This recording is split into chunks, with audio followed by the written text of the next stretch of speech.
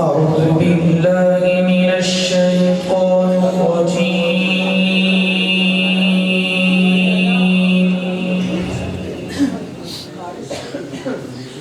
بسم الله الرحمن الرحيم.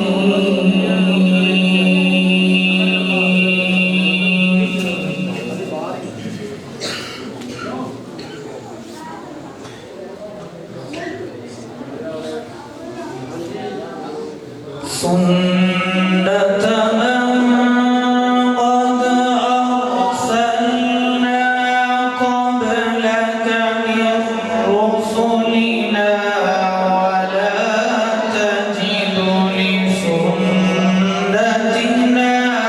تحويلا.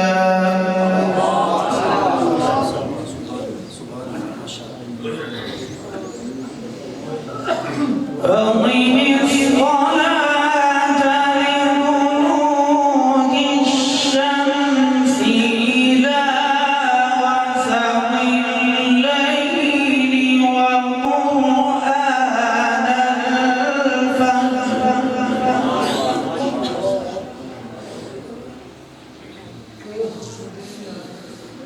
إن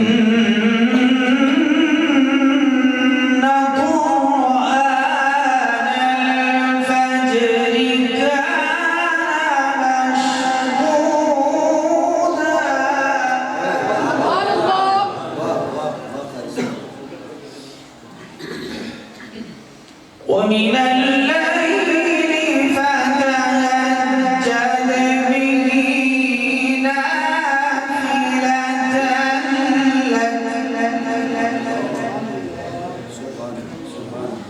عسى أن يبعثك ربك مقاما محمودا.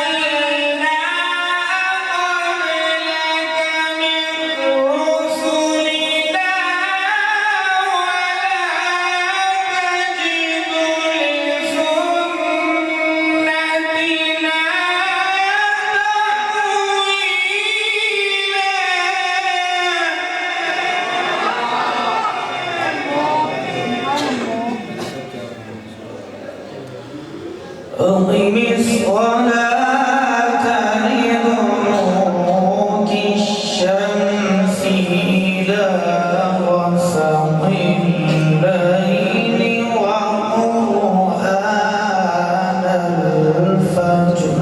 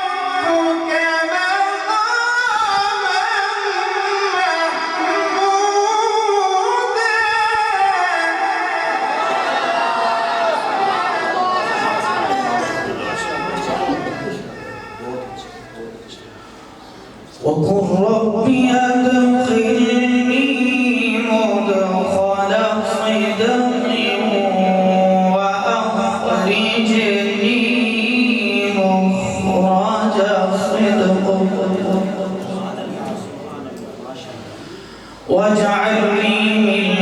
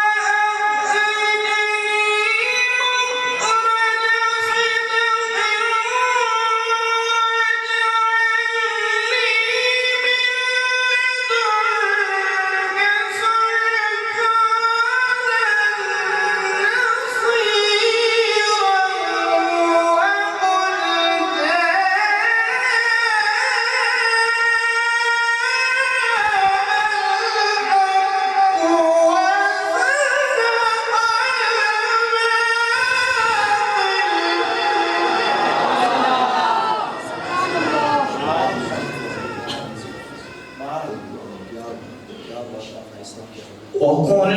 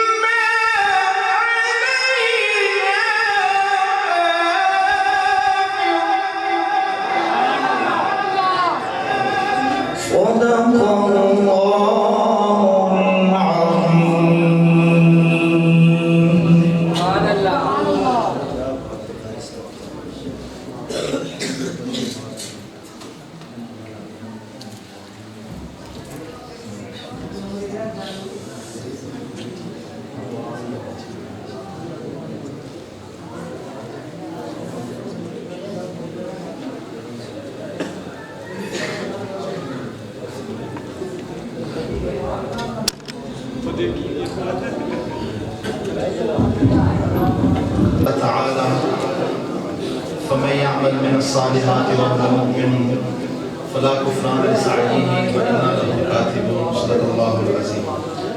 अल्लाह को जय खैर दें। आप अभी तक बैठे हुए हैं, بس انشاءاللہ ایک دو مختصر باتیں کر کے ہم ابھی دعا کروائیں گے. بس میری آپ سے گزارش یہ ہے کہ جن لوگوں نے بہت دور سے سفر کیا ہو ان کو قریب آ کے دیکھ لینا چاہیے. کیا کرنا چاہیے بھائی؟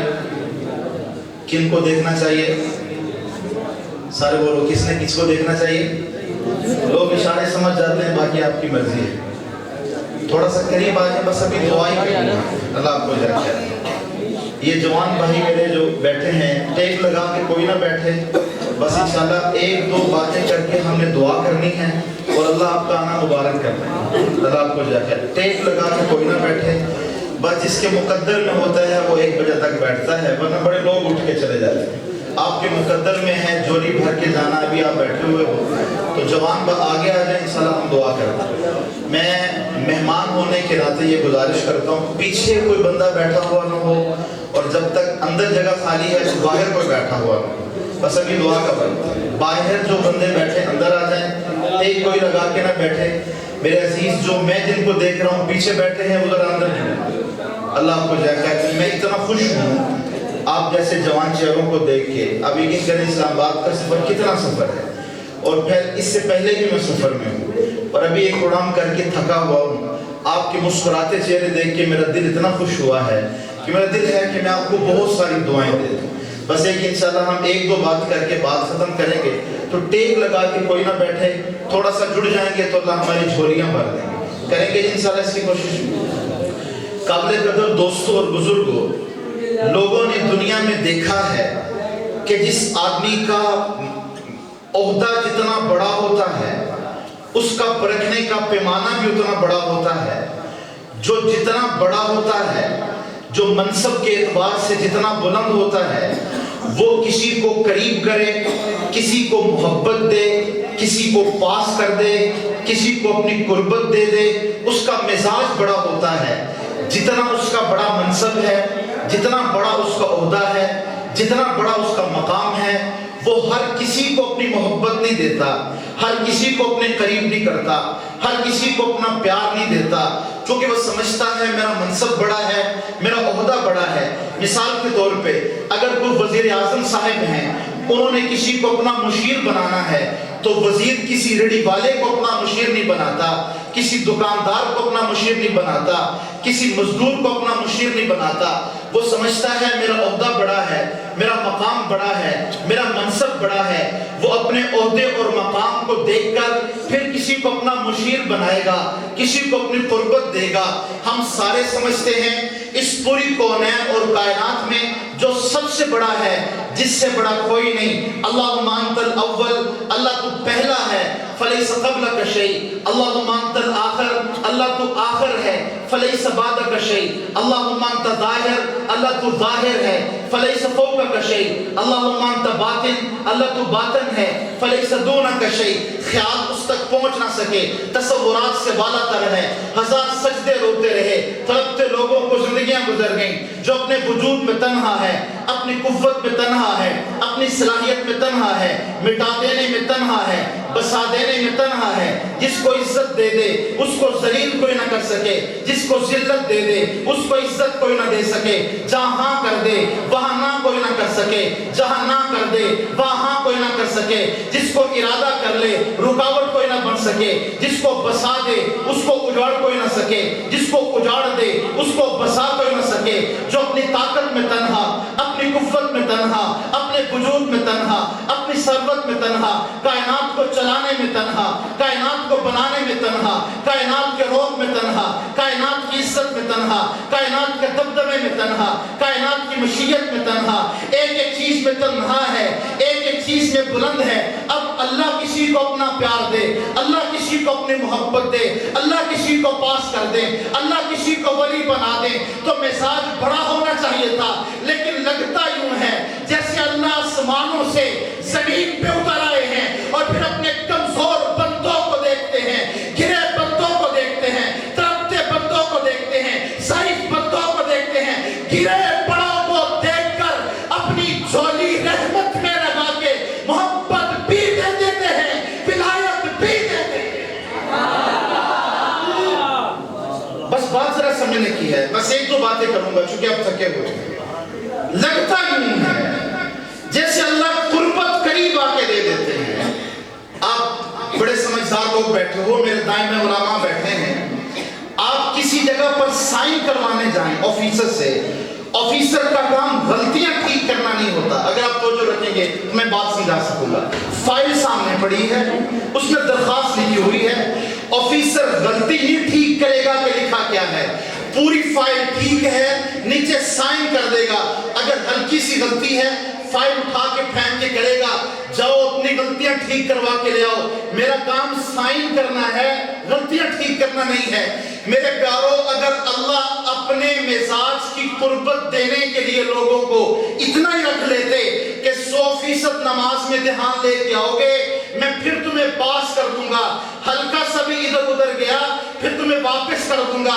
میں غلط نہیں کہتا، آپ میں اس اپنی نمازوں کو جانتے ہیں. ہم ایک سجدہ بغیر دھیان کے کرتے ہوئے 100 سجدے بھی کرتے، شاید کہ وہ ایک سجدہ بغیر دھیان کا نہ کر سکتے. لیکن اللہ نے اپنی محبت کو سستا کر دیا ہے. علماء نے لکھا ہے ایک آدمی نماز پڑھ رہا ہے، اسے پتہ ہی نہیں ہے 2 ہوئی ہیں یا 3 ہوئی ہیں. اب تو یہ ہونا چاہیے تھا نا، پھر تم دکانوں میں تو میرے نہ ہو سکے، بازاروں میں تو میرے نہ ہو سکے، گھروں میں تو میرا نہ ہو سکے. جب میں نے بلایا ہے، میرے کہنے پہ آئے ہو، میرے سامنے کھڑے ہو، تو میرے سامنے ہو کے تو میرے ہو جاتے. ہلکا سا بھی دھیان جاتا. اللہ کہتے دوبارہ نماز پڑھو. ایک آدمی نماز پڑھ رہا ہے، اسے پتہ ہی نہیں ہے 2 ہوئی ہیں یا 3 ہوئی ہیں. علماء نے مسئلہ لکھا ہے، نماز توڑے نہیں بلکہ اپنے ذہن سے سوچے 2 ہیں یا 3 ہیں. اس کے ذہن نے کہا 2 ہیں، حقیقت نے کہا 3 ہیں. کہا چھوڑ دو حقیقت کو، اپنے ذہن کے مطابق نماز پڑھو. اب اپنے ذہن کے مطابق تو 4 پڑھے گا، حقیقت کے مطابق 5 پڑھ لے گا. کہ اب سجدہ صاحب کر لو، ایسی نماز بھی قبول کر لیا کرتا. تھوڑی سی بات کرتا ہوں، میں تمہیں گرنے نہیں دوں گا. ایک عجیب بات کرتا ہوں، غور سے سنیں گا. قبلے کی طرف رخ کر کے نماز پڑھنا کیا ہے؟ سارے بولو بھائی. جس کو آتا ہے وہ کہے فرض ہے نا. ایک فرض ٹوٹ جائے نماز نہیں ہوتی. رکوع نہ کرو نماز نہیں ہوتی، سجدہ نہ کرو نماز نہیں ہوتی. یہ فرض ہے. میرے پیارو، آپ علماء نے اللہ کی محبت کو کہاں تک بیان کیا ہے. ایک آدمی کے پاس موبائل بھی نہیں ہے، اگر ہے تو سگنل بھی نہیں ہے، وہ کسی دور علاقے میں چلا گیا. ہماری جماعتوں کے ساتھ ایسے ہوتا ہے، سوچتا رہا یہاں کر کے نماز پڑھوں یہاں کر کے پڑھوں. قبلے کا پتہ نہیں چل رہا تھا. اس نے ایک طرف کر کے نماز پڑھی، ابھی 2 رکعتیں ہوئی تھی. کسی نے پیچھے سے آ کے کہا کہ حضرت جہاں نماز پڑھ رہے ہو یہاں تو قبلہ ہی نہیں ہے. اب تو یہ ہونا چاہیے تھا نا کہ جب فرض ہی ٹوٹ گیا ہے دوبارہ نماز پڑھو. لیکن اللہ کی محبت ہے، فلا کفران لسعیہ، محنت ضائع نہیں کرتا. کہ نماز نہیں توڑے بلکہ وہی سے اپنے قبلے کو اصلی قبلے کی طرف لے آئے، رخ کو بدلے اور 2 ادھر پڑھ لے. الف مت ادھر کی بھی قبول کر لوں گا ادھر کی بھی قبول کر لوں گا.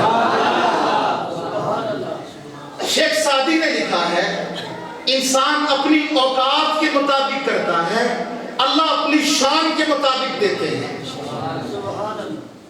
فرعون کے دربار میں، فرعون ایک ظالم بادشاہ تھا، فرعون کے دربار میں جب سیدہ آسیہ نے کلمہ پڑھا تھا، یہ فرعون کی بیوی تھی، تو فرعون نے ایک جملہ کہا تھا. فرعون نے کہا تھا آسیہ تجھے پتا ہے میں نے ساری ملکہ سے چن کر، ساری عورتوں سے چن کر میں نے تجھے اپنی ملکہ بنایا ہے، میں نے تجھے اپنی بیوی بنایا ہے.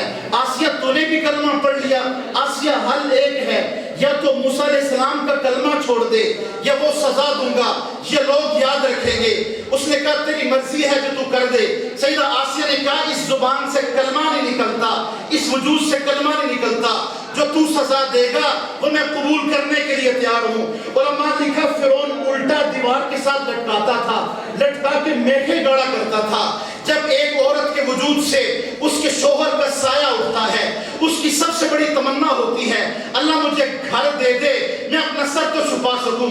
اس نے کہا آسیہ کو الٹا لٹکا دو. حضرت آسیہ کو الٹا لٹکا دیا گیا، اس کے چہرے کا رخ محل کی طرف کر دیا گیا. جب اس کے وجود پہ میخوں کو گاڑا گیا، طبیعت نازک تھی، عورت کے وجود میں نزاکت ہوتی ہے، زبان سے کچھ جملے نکلے ہیں جس کو قرآن نے نقل کیا ہے. حضرت آسیہ کے وجود پہ جب میخوں کو گاڑا گیا ہے، حضرت آسیہ نے کہا رب ابن لی عندک بیتا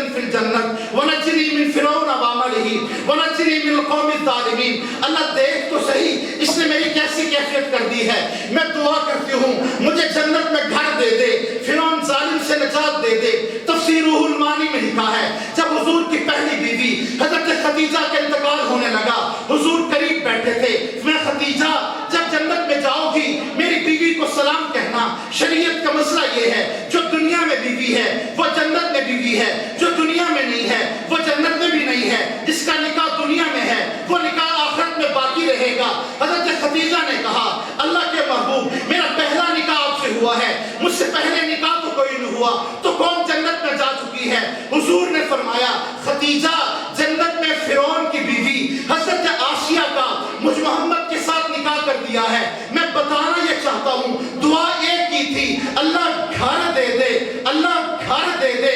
جنت کا گھر مانگا تھا, گھر والا نہیں مانگا تھا, گھر مانگا تھا, گھر والا نہیں مانگا تھا.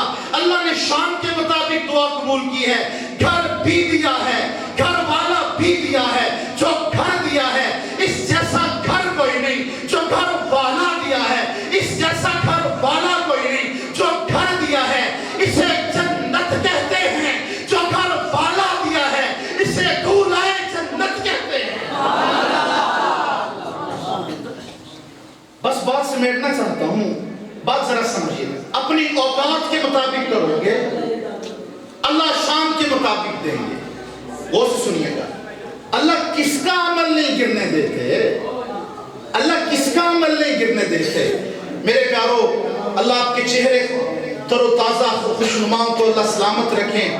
1 بجے کے وقت میں ایک جملہ کہنے لگا ہوں. علماء نے کہا ہے کہ ایک شرط لگا کے کہا میں سارے عملوں کو پاس کر لوں گا, ایک شرط پوری کر دو. اللہ وہ کون سی ہے؟ کَوَهُوَ مُؤْمِنٌ, اگر تم مومن ہوگے پھر میں عمل گرنے نہیں دیکھا. بہت غور سے سنیں گے تو سمجھ آئے گی اللہ مومن کس کو کہتے ہیں. علماء لکھا ایک جملے میں ایک بزرگ نے سمجھایا کہ جہاں جس کیفیت میں اللہ دیکھنا چاہے وہاں اس کیفیت میں نظر آ جائے, جہاں نہ دیکھنا چاہیں وہاں نہ نظر آئے, اس کو مومن کہتے ہیں. اللہ دیکھنا کس کیفیت میں چاہتے ہیں. علماء لکھا معراج کی رات سارے نبیوں کو پیچھے کھڑا کر کے حضور کو آگے کھڑا کر کے اللہ نے امت کو مسئلہ سمجھا دیا.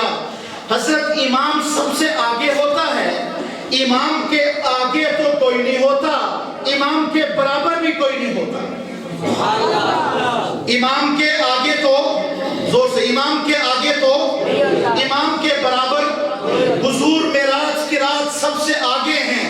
اللہ نے حضور کو مصلی دیا, آدم سے لے کر عیسیٰ تک پیچھے ہیں, کہ سب کچھ سب کو دیا ہے لیکن مصلی حضور کو دیا ہے, حضور کو امامت دی ہے. تو بتا دیا دیکھو حضور سب سے آگے ہیں, سارے نبی سب سے پیچھے ہیں, حضور سے آگے تو کوئی نہیں, اس کے برابر بھی کوئی نہیں. نبوت سب کو دی ہے, آج دیکھو تو صحیح, اس سے آگے بھی کسی کی نہیں, اس کے برابر بھی کسی کی نہیں. حسن سب کو دیا ہے, اس سے آگے بھی کسی کا نہیں, اس کے برابر بھی کسی کا نہیں. کمالات سب کو دیے ہیں, اس سے آگے بھی کوئی نہیں, اس کے برابر بھی کوئی نہیں. میں نے عزت سب کو دی ہے, اس سے آگے بھی کسی کی نہیں, اس کے برابر بھی کسی کی نہیں. شریعت سب کی اعلیٰ تھی, اس سے آگے بھی کوئی نہیں, اس کے برابر بھی کوئی نہیں. شرانہ سب کا اچھا تھا, اس سے آگے بھی کوئی نہیں, اس کے برابر بھی کوئی نہیں. گھرانہ سب کا اچھا تھا, اس سے آگے بھی کوئی نہیں, اس کے برابر بھی کوئی نہیں. اہل بیت سب کے کمال تھے, اس سے آگے بھی کسی کے نہیں, اس کے برابر بھی کسی کے نہیں.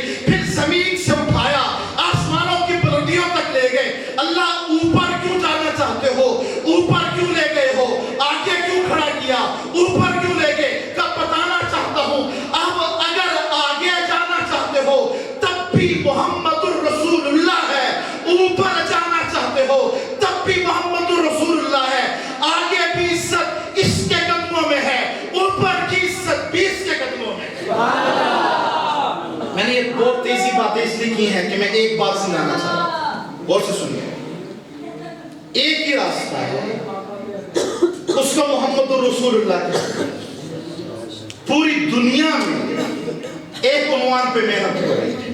چونکہ میں یونیورسٹی پڑھاتا ہوں, میں یہاں ایک بات رس کرنا چاہتا ہوں. پوری دنیا میں 2 عنوانوں پہ محنت ہو رہی ہے. ہمارے جمعیت علماء اسلام کے ایک بڑے بزرگ ہیں مولانا سید یوسف صاحب دامت برکاتہ. حضرت اسلام آباد تشریف لائے تو میں ان کے پاس اس مجلس میں بیٹھا ہوا تھا. مجھے کہنے لگے ایک بیرون ملک میں, فارن کنٹری میں, کسی بیرون ملک میں ایک آدمی نے پگڑی پہنی ہے, ایک آدمی نے داڑھی رکھی ہے, ایک آدمی نے کھلا سا لباس پہنا ہے, اور سادہ جو آدمی ساتھ بیٹھا ہے اس نے نہ داڑھی رکھی ہے, نہ پگڑی پہنی ہے, نہ کھلا سا لباس پہنا ہے. اس داڑھی اور پگڑی والے سے وہ سامنے والا کہتا ہے آر یو مسلم, کیا تم مسلمان ہو؟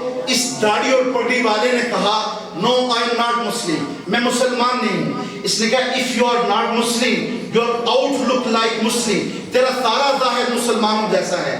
میں آپ سے سوال کرتا ہوں, پگڑی کون پہنتے ہیں؟ سارے بولے. داڑھی کون رکھتے ہیں؟ کھلا سا لباس کون پہنتے ہیں؟ اس نے کہا if you are not Muslim, so then what are you doing here in this condition? اس کیفیت میں کیا کرتے ہو؟ داڑھی اور پگڑی کے ساتھ, کھلے لباس کے ساتھ اس بیرون ملک میں کیا کرتے ہو؟ اس نے کہا I'm searching here why Musliman extremist, میں اس بات پہ تحقیق کرتا ہوں مسلمان انتہا پسند کیوں ہیں. انتہا پسندی کہتے ہیں کسی بات پہ آ کے اتنا اکڑ جانا, اپنی گردن کٹوا دینا, اس بات سے پیچھے نہ ہٹنا, اس کو انتہا پسندی کہتے ہیں. کہتے یہ کیوں مر جاتے ہیں, بات کیوں نہیں بدلتے, یہ کیوں زندگیوں کے سودے کر لیتے ہیں, عنوان کیوں نہیں بدلتے. اس نے کہا تم کسی نتیجے پہ پہنچے ہو. اس داڑھی پگڑی والے سے کہا have you reached any one point, کسی نقطے پہ پہنچے ہو. اب یہ کہنے لگا yes I have reached in one point after spending 5 years on this talk, 5 سال کا عرصہ اس عنوان پہ گزارنے کے بعد میں ایک نتیجے پہ پہنچا ہوں کہ یہ ہو سکتا ہے کہ مسلمان مسجدیں چھوڑ چکے ہوں, یہ ہو سکتا ہے علماء کے قدموں سے روٹ چکے ہوں, یہ تو ہو سکتا ہے تہجد کے آنسو ان سے خشک ہو چکے ہوں, یہ تو ہو سکتا ہے کہ قرآن کی تلاوت ان سے جا چکی ہو, یہ تو ہو سکتا ہے دل دنیا کی محبتوں میں دے چکے ہوں, یہ تو ہو سکتا ہے رات کی تنہائیاں دکھانے کے قابل نہ رہی ہوں, یہ تو ہو سکتا ہے زندگی چوکوں اور چوراہوں پہ گزر جائیں. یہ سب کچھ ہو سکتا ہے کہ مسلمان دنیا کی برائیوں میں مبتلا ہو. اتنا گرا ہوا ایمان والا, اتنا گرا ہوا ایمان والا, جب اس کے سامنے اس کے نبی کی عزت کی بات کرو گے, اس کے سامنے اس کے نبی کے تقدس کی بات کرو گے, نبی کے احترام کی بات کرو گے, یا اس کے نبی کی توہین کر دو گے, کہ گرا ہوا ضرور ہوگا, اپنی گردن کٹوا دے گا, حضور کے نام پہ سودا بازی نہیں کرے گا. بات سمجھیے گا, سودا بازی نہیں کرے گا. اس نے کہا تو نے کوئی حل نکالا ہے؟ 448 نام ہے نا گاؤں کا, 448 کے غیور نوجوانوں, اس نے ایک عجیب حل نکالا ہے, اور یہ ہمارا ایک درد دل ہے, اس کو سنیے گا. کہ کیا حل نکالا ہے؟ کہ میں نے یہ حل نکالا ہے, اگر مسلمانوں کو روندنا چاہتے ہو ایک کام کر دو. کہ کون سا کام کرے؟ کہ اگر مسلمانوں کو ان پہ قبضہ حاصل کرنا چاہتے ہو ایک کام کر دو. کہ کیا کریں؟ کہ مسلمانوں کے سامنے ان کے نبی کی زندگی کو ہلکا کر دو, مسلمانوں کے سامنے ان کے نبی کی زندگی کو چھوٹا کر دو, مسلمانوں کے سامنے ان کے نبی کے وجود سے نکلنے والی اداؤں کو گرا دو. یہ داڑھی رکھنا معیوب سمجھیں, کٹوانا معیوب نہ سمجھیں, یہ کھلا لباس پہننا معیوب سمجھیں, تنگ پہننا معیوب نہ سمجھیں, یہ پگڑی پہننا معیوب سمجھیں, اتارنا معیوب نہ سمجھیں. ان کی شادیاں نبوت کی تعلیمات پہ ڈھلیں تو یہ معیوب سمجھیں, یہ کہیں کہ میلاد کیا ہے یا شادی کی ہے, اور ان کی شادیاں غیروں کے رسموں پہ چلیں, یہ معیوب نہ سمجھیں. اس نے کہا جب تم ان کے چہرے بگاڑ لو, جب ان کے لباس تنگ کر چکو, جب ان کے سروں کو نبوت کے اس سنت بری ادا پگڑی سے خالی کر دو, جب تم ان کے ہاتھوں میں غلط موبائل پکڑا دو, کہا پھر یہ تمہارا شکار ہیں. 10 سال کی محنت 10 ماہ میں ختم کر سکتے ہو. میں ابھی ٹوبر ٹیکسنگ میں تھا, عارف صاحب میں نے وہاں یہ بات عرض کی, اور یہاں بھی عرض کرتا ہوں. میں کہتا ہوں ہماری جھولی خالی ہے, ہماری جھولی خالی ہے. ہم رات کی تنہائی اللہ کو نہیں دکھا سکتے, ہم اپنے موبائل کے اندر کی دنیا نہیں دکھا سکتے. میرے پیاروں میں ایک بات عرض کرتا ہوں, ہم کہتے ہیں ہمارے پاس ایک سہارا ہے, قیامت والے دن حضور کی رحمت کی جھولی میں چھپ جائیں گے, اور ہم کہیں گے یا رسول اللہ زندگی میں آپ کا نام لیتے رہے, اب حوض کوثر کا پیالہ پر پکڑا کر ہماری شفاعت کر دیں. یہ میرے دائیں بائیں جید علماء بیٹھے ہیں, حدیث میں آتا ہے قیامت والے دن اگر وہ لوگ جو نبی کی سنت سے غافل رہے، ان کے چہروں پہ ایک بالش داڑھی نہ رہی اور ان کی موت آ گئی، ان کے جنازے اٹھے، ان کو قبروں میں اتار دیا گیا، جب یہ بگڑے چہرے لے کر نبوت کے سامنے آئیں گے، حدیث میں تو سحقن سحقن، ان سے کہا جائے گا پیچھے کر دو، میرے جانے کے بعد انہوں نے میرے دین کو بگاڑ دیا، میرے جانے کے بعد انہوں نے میرے دین کو بگاڑ دیا۔ یہ میں 3 طرق سے بات کرتا ہوں، ان 3 طریقوں سے بات کرتا ہوں، یہ والی بات۔ میں ہمارے مولانا اسماعیل صاحب ہیں، قطر کے ایک بڑے اللہ والے ہیں، میں نے ان سے سنی، پھر ذوالفقار نقشبندی صاحب نے بتایا، ایک اور ساتھی کہتے ایک آدمی کو حضور کی زیارت ہوئی، تو انہوں نے دیکھا اللہ کے محبوب کو کہا یا رسول اللہ، مولانا اسماعیل صاحب کہنے لگے میں قطر میں آپ کی ان سے ملاقات کروا سکتا ہوں جس کو حضور کی زیارت ہوئی، تو اس نے اللہ کے محبوب کو کہا یا رسول اللہ، زندگی میں اگر کوئی داڑھی نہ رکھ کے آپ کے پاس آتا تھا، آپ تو چہرہ پھیر لیتے تھے، اب تو لاکھوں لوگ آپ کے روزے پہ آتے اور آپ کے درود پڑھتے، ان کے چہروں پہ داڑھی نہیں ہوتی، اللہ کے محبوب آپ کیا کرتے ہو؟ حدیث میں آتا ہے، تاریخ میں بھی لکھا ہے کہ اٹلی سے ایک جوان آیا، اس کی مونچھیں اتنی بڑی بڑی تھی، اس کے چہرے پہ داڑھی نہیں تھی، حدیث میں آتا ہے جب وہ حضور کے قریب آیا، یہ اس وقت اٹلی کسرا میں شامل تھا، جب حضور کے قریب آیا، حضور نے اس کی مونچھوں کو بڑا دیکھا، اس کے چہرے پہ داڑھی کو ختم دیکھا، تو حضور نے ایک جملہ کہا کہ تجھے کس نے کہا ہے کہ داڑھی کو منڈوا لو اور مونچھوں کو بڑھا دو؟ اس نے کہا مجھے میرے رب نے کہا ہے، رب عربی میں بادشاہ جو کھانا دیتا تھا اس کو کہتے ہیں، مجھے میرے بادشاہ نے کہا ہے داڑھی کو منڈوا دو، مونچھوں کو بڑھا دو۔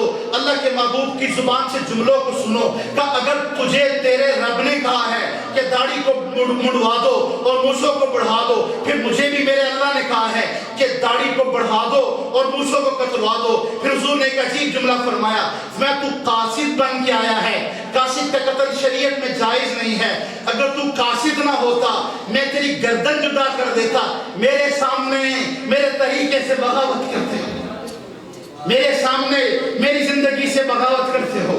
میرے عزیزو، آسیہ ملونہ نے حضور کی گستاخی کی تھی، فرانس کے بدبختوں نے خاکے بنائے تھے، انڈیا کی ایک بدبخت خاتون نے حضور کے بارے میں کہا تھا کہ تمہارے نبی نے شادی نہیں تو کی تھی۔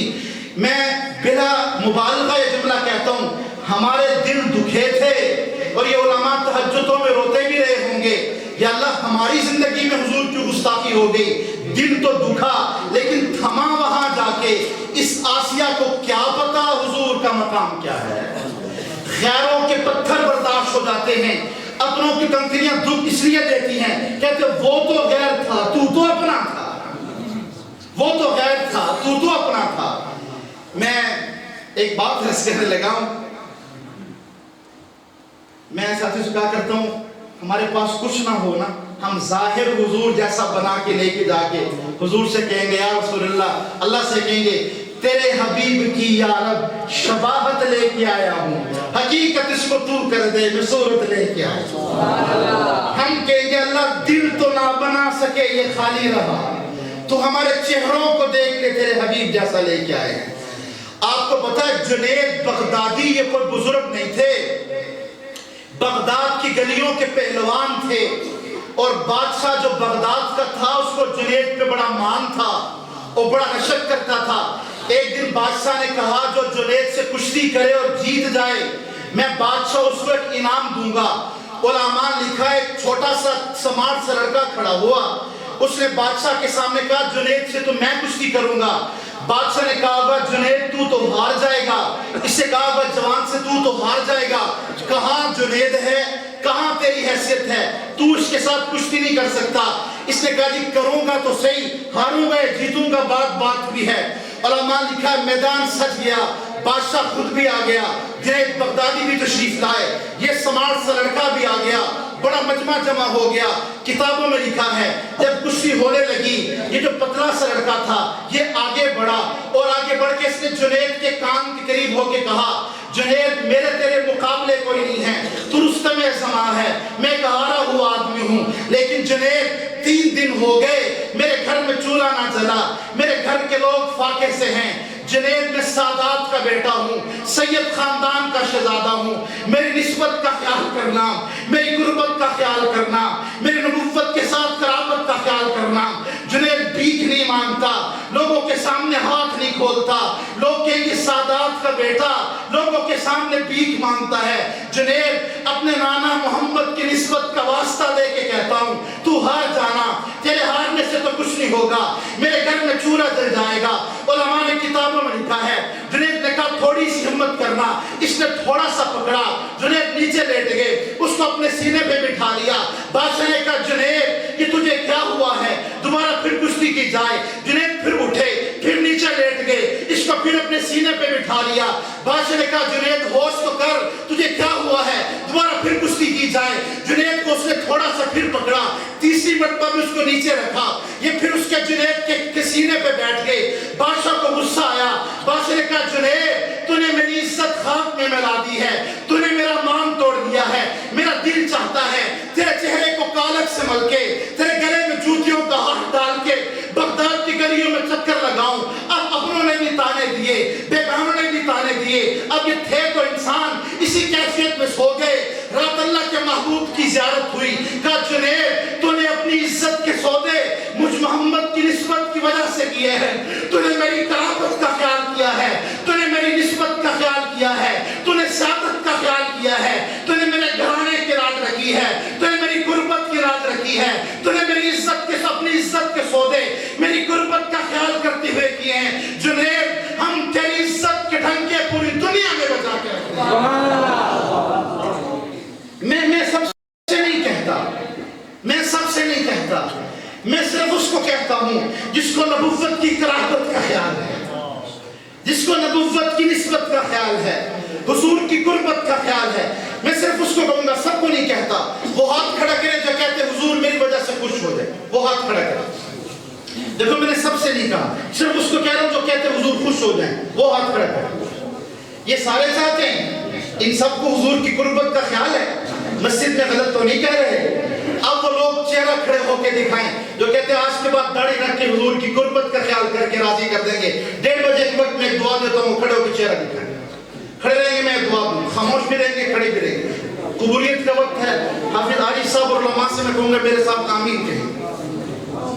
اللہ سے وعدہ ہے, میں اللہ سے دعا کر, اللہ یہ جو مجمع کھڑا ہوا ہے ان کی برکت سے ہمیں حضور کے ہاتھوں سے حوض کوثر نصیب فرما. اللہ تو ان کو بھی حضور کے ہاتھوں سے حوض کوثر نصیب فرما. اللہ ان کی دنیا بھی بنا دے, اللہ تو ان کی آخرت بھی بنا دے. اللہ ان کے گھر کے مسئلے بھی حل کر دے, ان کے اجتماعی مسئلے بھی حل کر دے. ان کے قدموں کو قبول فرما, ان کی جوانیاں قبول فرما, ان کی عزتوں میں اضافہ دے دے, ان کے سارے دکھوں کا مداوع فرما. تشریف رکھیں. ایک اس عنوان پہ محنت ہے, ایک اس عنوان پہ محنت ہے. اچھا بات ختم کر دیں بس, میرے خیال میں وقت زیادہ ہو گیا, باقی ادھار باتیں کر رہے ہیں. ایک بات کر رہے ہیں, ختم کر رہے ہیں. کیا کر رہے ہیں, میں غور سے سنیے گا بات, بس میں بہت لمبی نہیں کروں گا, مجھے آپ کی تھکاوٹ کا بڑا احساس ہے. ایک اس عنوان پہ محنت ہے میرے پیارو, دوسری اس عنوان پہ محنت ہے. ایک اس پہ ہے کہ ان کی زندگی سے نبی کی زندگی کھینچ ڈالو. مجھے گلاس دینا, گلاس دینا. اختر نامی ایک شاعر گزرا ہے, اختر نامی. دیکھیں بھائی بہت توجہ سے بات ہے, میں نے آپ سے کہا کہ میں بالکل ختم کروں. اختر نامی ایک شاعر گزرا ہے, جی جی, اس کے ہاتھ میں اس طرح شراب تھی, اس طرح, اور یونیورسٹی کے لڑکے پیچھے بیٹھے تھے. ایک لڑکے نے کہا, ایک لڑکے نے, تم اقبال کے بارے میں کیا کہتے ہو؟